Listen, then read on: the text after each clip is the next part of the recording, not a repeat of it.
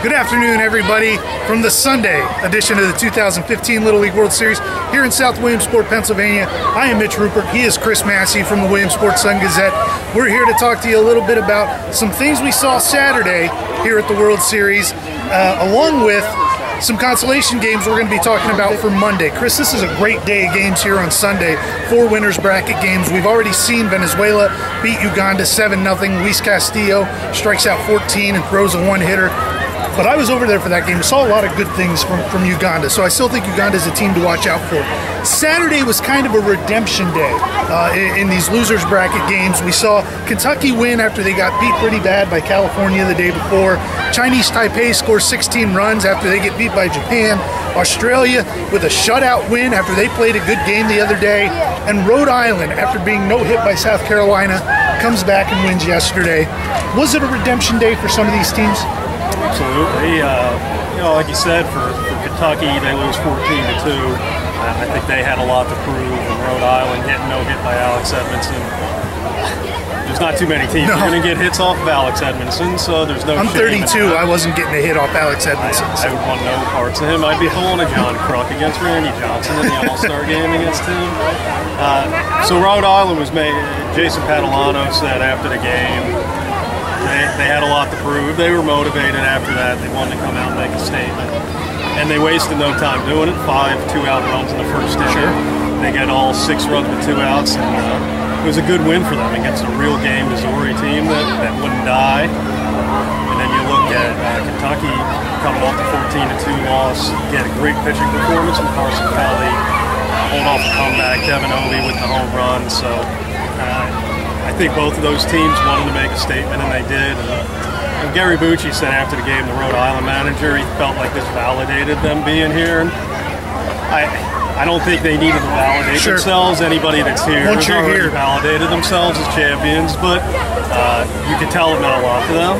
And I think it does mean it's nice to win consolation games. When Uganda won consolation game the other year, that was a big story. But there's nothing like winning a game within the tournament. Absolutely, and a couple of the players from Rhode Island said that afterward, that it's awesome to be here, but to be able to go back home and say you won a tournament game, it's pretty special. That is pretty neat. I wanted to talk about the Oregon team a little bit, just because yesterday's video, we didn't get to talk about them at all.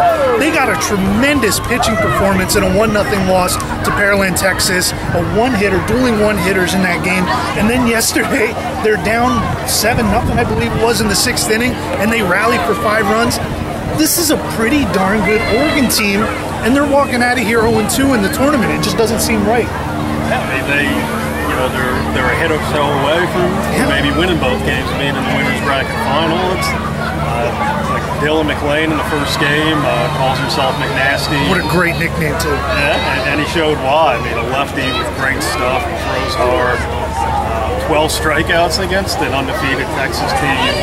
Great performance. They just couldn't get the bats going. And yeah, yesterday they 7-0. The way Kelly's pitching, you think they're dead in the water. They've got no chance. And they scored 5 runs with no outs. I mean, it was a pretty unbelievable rally. And nobody wants to lose, but if you're going to go down, if you're going to get eliminated, it's a nice way to do it, to know that you went down swinging and making one heck of a comeback. Yeah, I think it showed what they're all about.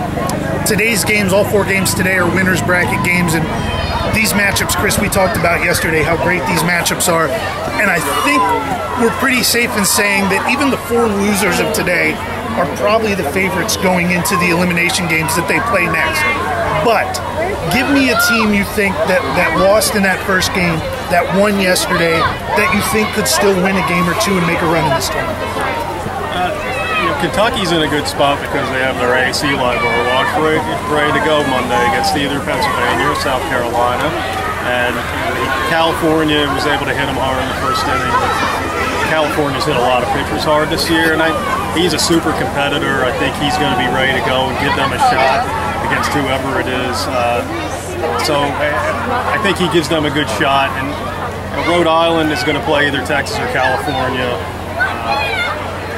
They're scrappy. I mean, they're 8-0 in elimination games, so as tough as that matchup's going to be, I just don't think you can sleep on a team that has proven to be so resilient. But if I have to pick one of those two, I'll pick Kentucky. And so much of coming back through this losers bracket is about being mentally tough, and just by winning that first game, especially at Kentucky after taking the pounding they did, shows a lot of mental toughness on their part. Chris, we're also going to start seeing, I believe tomorrow, maybe Tuesday, the beginning of the consolation games that take place here. Gives an opportunity for a U.S. team that's already been eliminated to play an international team that's already been eliminated.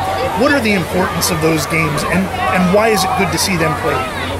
I think it's good to be played, I think, because like you said, the only time these two teams, an international and a U.S. team get to play is the World Championship or the consolation game before the World Championship. So it's a unique opportunity for teams, both sides, for the international and the American teams.